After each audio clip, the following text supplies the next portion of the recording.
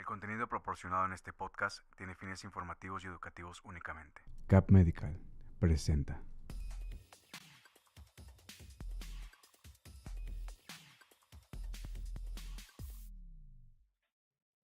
¿Cómo están? Buenas tardes. Muchísimas gracias por estar otra vez en esta consulta virtual, ahora con el tema de preguntas y respuestas acerca de las polineuropatías autoinmunes. Vamos a hablar acerca de aquellas preguntas que me mandaron durante el transcurso de la semana para explicar y decirles cada una de ellas y tratar de contestarlas, qué es lo que está pasando en los pacientes, en la familia que tienen alguna de estas enfermedades o simplemente saber qué es esta enfermedad. Porque, como sabemos, los seres humanos tenemos muchas alteraciones, ¿sí? Pero algunas de ellas todavía no podemos identificar muy bien, pero algunas ya podemos identificarlas con los recursos tecnológicos que tenemos actualmente y con esto poder tener un diagnóstico adecuado en cada uno de nuestros pacientes y dar un tratamiento adecuado y personalizado para tratar así de mejorar su condición clínica.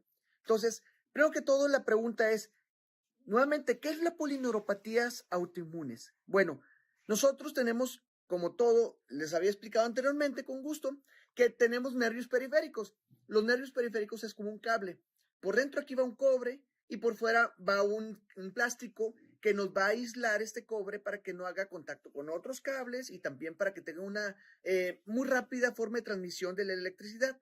Aquí con nosotros en nuestro cuerpo tenemos algo similar, ¿sí? Son los nervios periféricos y estos tienen por dentro la neurona que transmite la información o señal entre una y otra parte de nuestro cuerpo y por otro lado tenemos a el axón o la mielina que va a cubrir a esta neurona y que nosotros vamos con esta a aislar de un nervio periférico a otro para controlar así la velocidad de impulsos eléctricos y también para que no haya fugas de estos y que haya un daño en la transmisión nerviosa como tal.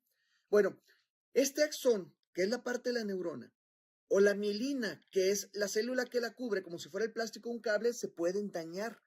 Y ese daño nosotros lo podemos ver, ¿sí? Por medio de la clínica, donde los pacientes nos dicen, doctor, se me duermen las manos, se me duermen los pies, no puedo tener fuerza muscular adecuada en mis manos, en mis pies, ¿sí? Como le habíamos explicado en la anterior ocasión, o inclusive también afectarme los músculos de la cara. Sin embargo, lo difícil no solamente es para nosotros como neurólogos hacer el diagnóstico, confirmar el diagnóstico con un estudio que se llama electromiografía y velocidad de conducción nerviosa, sino también lo difícil y complicado es saber la causa. ¿Por qué pasa eso? ¿Sí?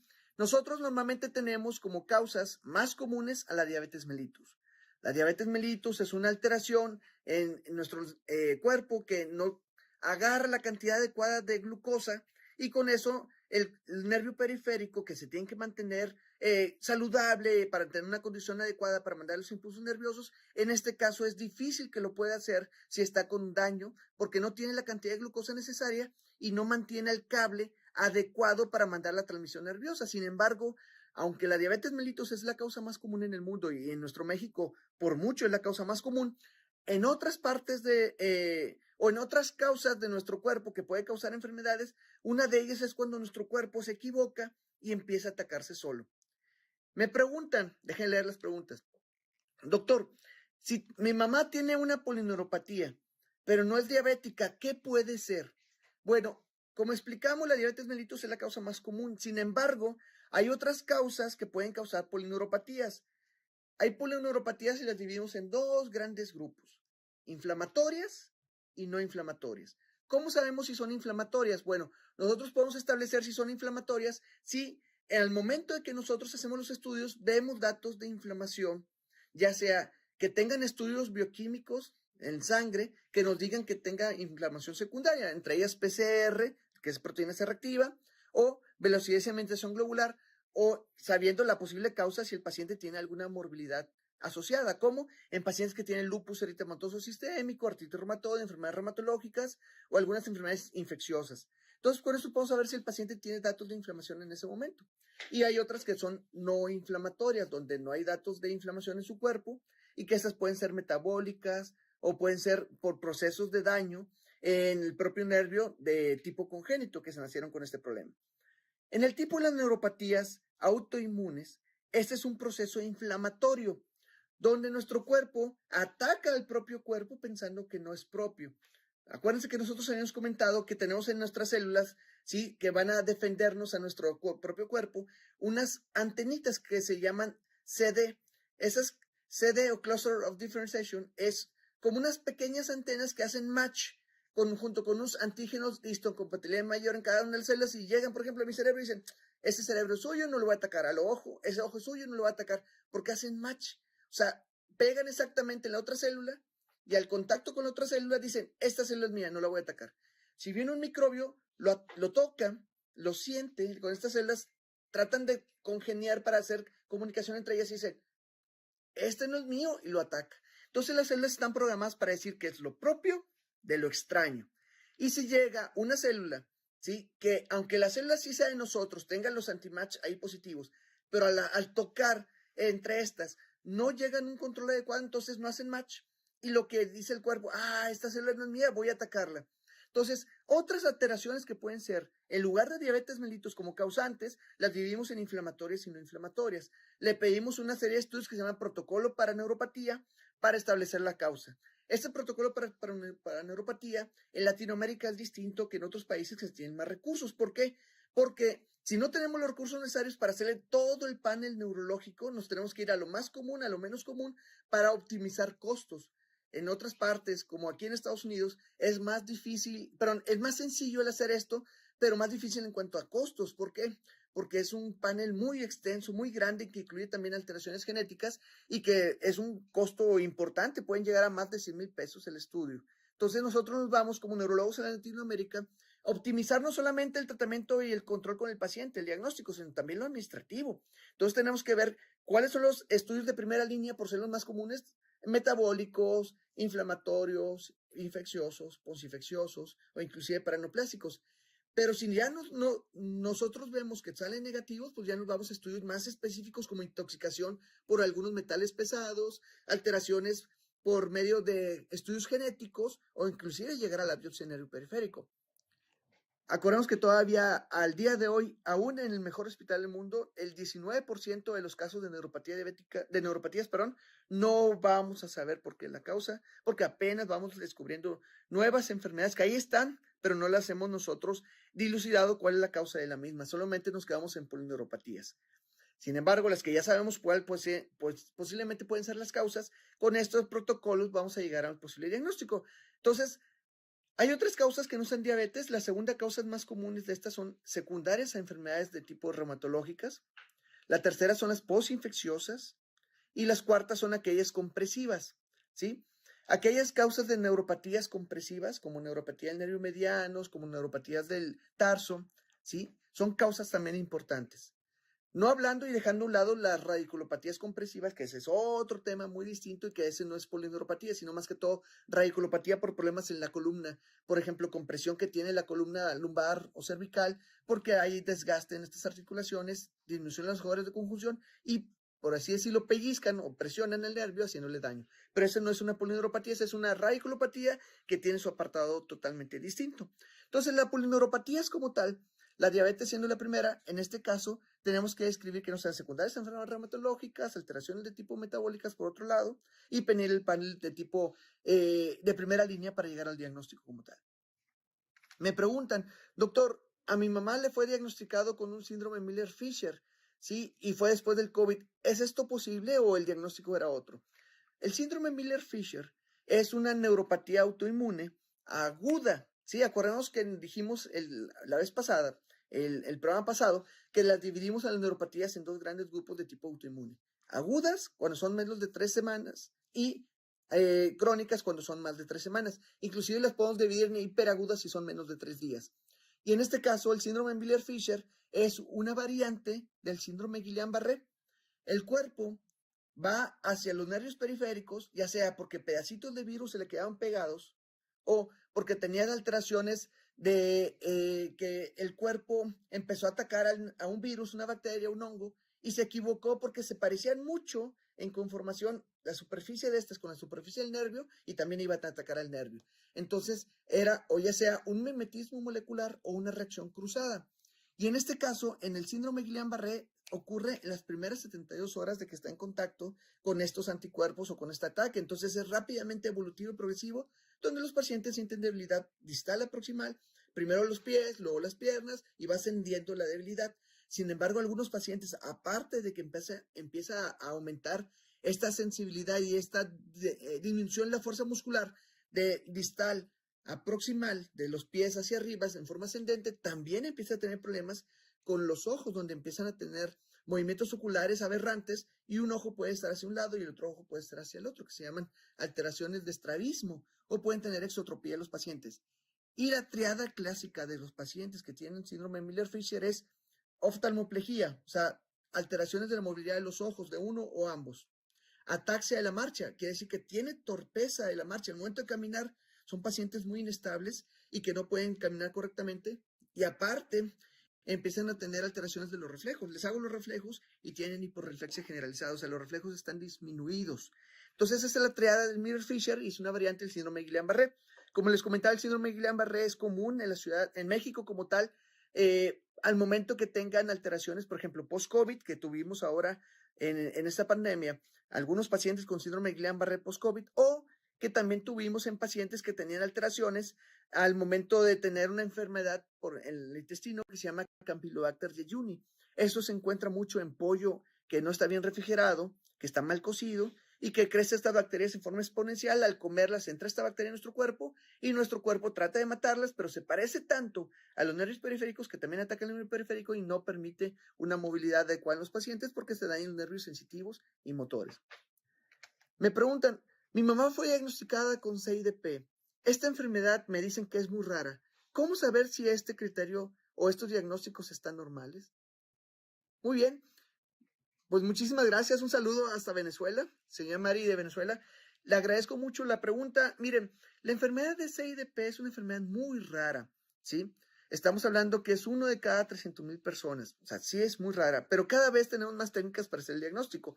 Han cambiado algunos criterios ahora en el 2021 porque antes se tenía que tener dentro de sus estudios los criterios neurofisiológicos que están ya aprobados por la Sociedad del Nervio Periférico o PNS y también la Sociedad Europea de Enfermedades Neurológicas, EANO, de establecer los criterios diagnósticos para llegar a un diagnóstico CIDP.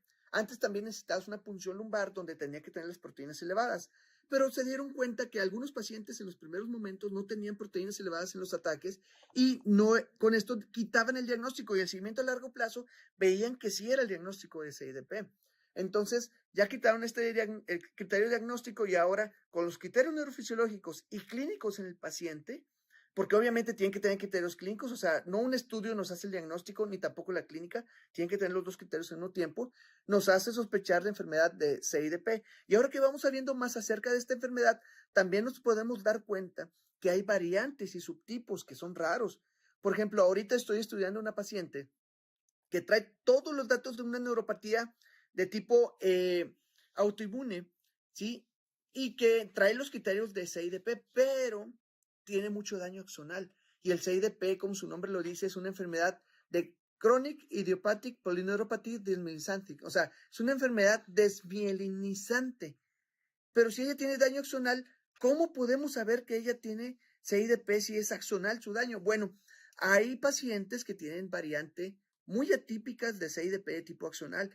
Y si cumplen los criterios y no, otro diagnóstico no te permite excluir este diagnóstico, o sea, no sale positivo para alguna otra enfermedad, hacemos el diagnóstico de CIDP de tipo axonal.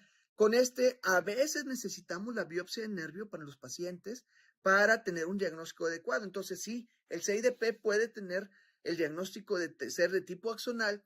Y para hacer el diagnóstico debes de cumplir obviamente los criterios clínicos de un paciente que trae datos de polineuropatía, ya sea sensitiva, motor o mixta, y además tener los criterios neurofisiológicos de esta patología donde los pacientes tienen los datos que se cumplen, ¿sí? Dependiendo del estudio de electromiografía y velocidad de conducción nerviosa, que son unos estudios donde medimos la velocidad de la conducción del nervio periférico y medimos la intensidad de las fibras musculares al momento de insertar una aguja, y esta aguja que transmite microvoltajes nos permite establecer qué tantas alteraciones o normalidad tienen los músculos dentro de la unión neuromuscular para estudio del nervio periférico.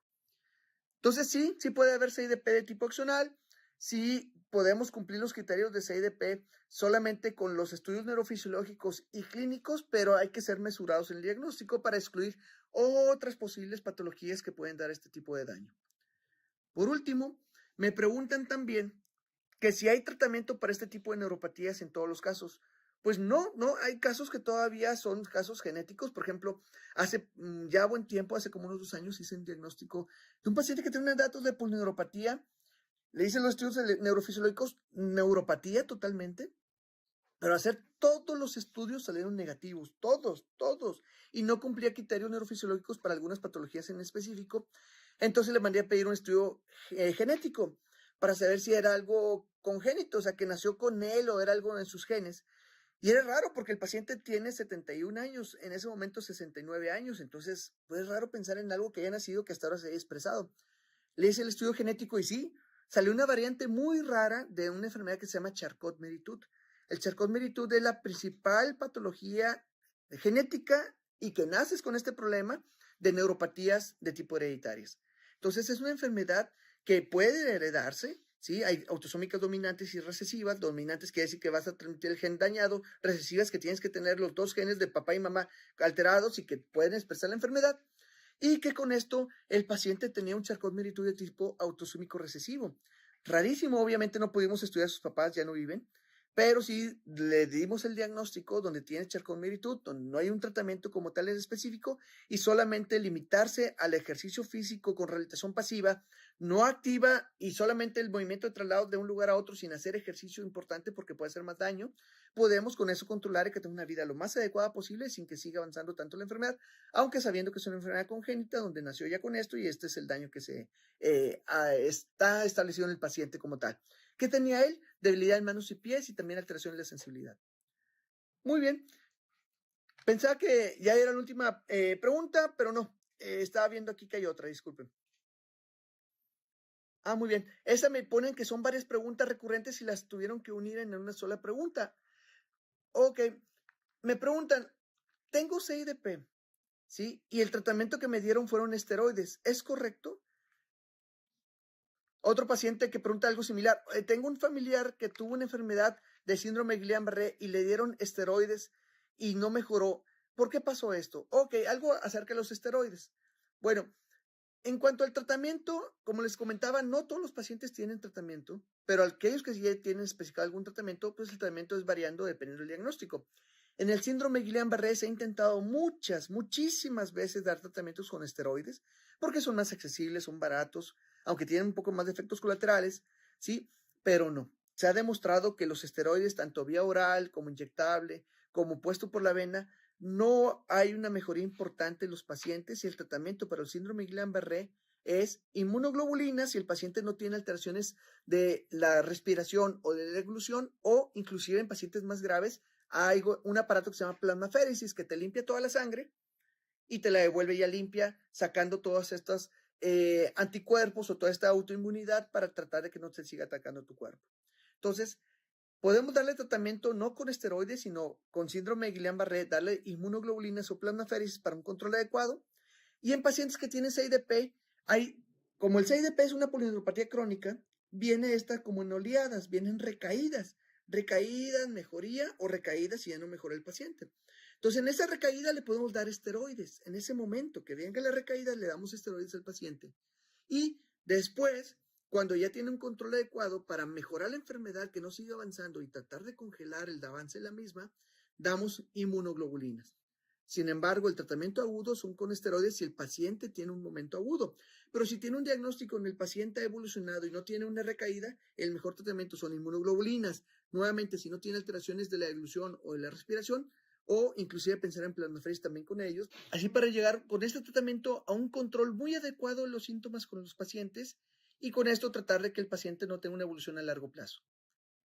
Muy bien, muchísimas gracias por estar aquí con nosotros en esta consulta virtual. Esperemos hayan respondido las preguntas y respuestas. He tratado de responder también ahora con cada uno de los casos. Me he atrasado un poco, pero tengo ahora en esta semana que estoy acá en Congreso para tratar de mandarles todo a todas las preguntas la respuesta adecuada o tratar de llevarlos a algunos enlaces para llevarlos a una respuesta adecuada a las preguntas que tengan. Y con mucho gusto, si tienen alguna otra duda o pregunta, por favor, mándelas para poder contestarlas. Cuídense bastante, que tengan excelente martes. Saludo a todos. Nos vemos.